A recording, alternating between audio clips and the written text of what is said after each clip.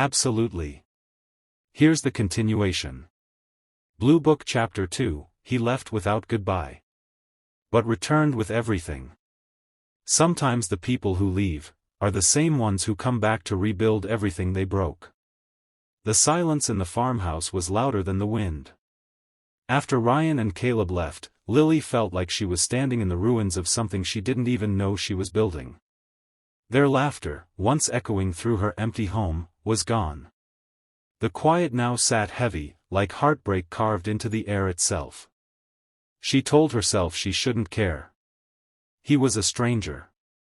A man with secrets. A man who let her believe he was one thing, when all along, he was someone else entirely, a CEO. A millionaire. A man who probably had a penthouse in New York and silk bedsheets. She was just a poor girl in a crumbling house, barely scraping by. Still, she missed him. More than she wanted to admit. The days passed slowly. She went back to her routines. Feeding the chickens, fixing leaks, cleaning rooms that no one would ever stay in. At night, she would sometimes find herself staring at the couch where Caleb had curled up, or the kitchen table where Ryan had sat, always watching her with eyes full of quiet storms. What she didn't know was that Ryan Prescott hadn't forgotten her either.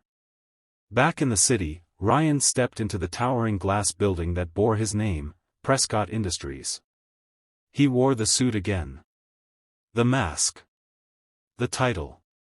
But it all felt wrong now.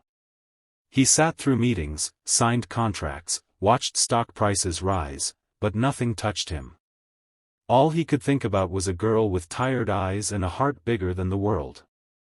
A girl who gave shelter to a stranger. A girl who didn't care about his money, only his soul. His assistant, Mark, noticed the change. "You're different," he said one morning. "Ever since you came back." Ryan stared out the window, his reflection barely recognizable. "I met someone." Mark blinked. "Wait, someone? Like a woman?" Ryan smiled faintly. "Like the woman." Mark chuckled. "So what are you doing here, then?" That was the moment Ryan realized he had made a mistake. He had left something real behind, for a world that never loved him back. A week later, Lily was working in the garden when a car pulled up to her fence. Not a black SUV. Not a limo. Just a simple silver truck. Her heart skipped. She stood up slowly, wiping dirt from her hands. The door opened. And there he was. Ryan. In jeans. No suit. No bodyguards. Just him. And Caleb, holding a pot of purple wildflowers. "Hi," Caleb said shyly, stepping forward. "I picked these for you." Lily's throat closed up. She took the flowers, whispering, "Thank you," but her eyes were locked on Ryan. "I didn't come to apologize," he said.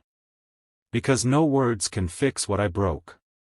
She stayed quiet, arms crossed over her chest. "But I came to tell you the truth.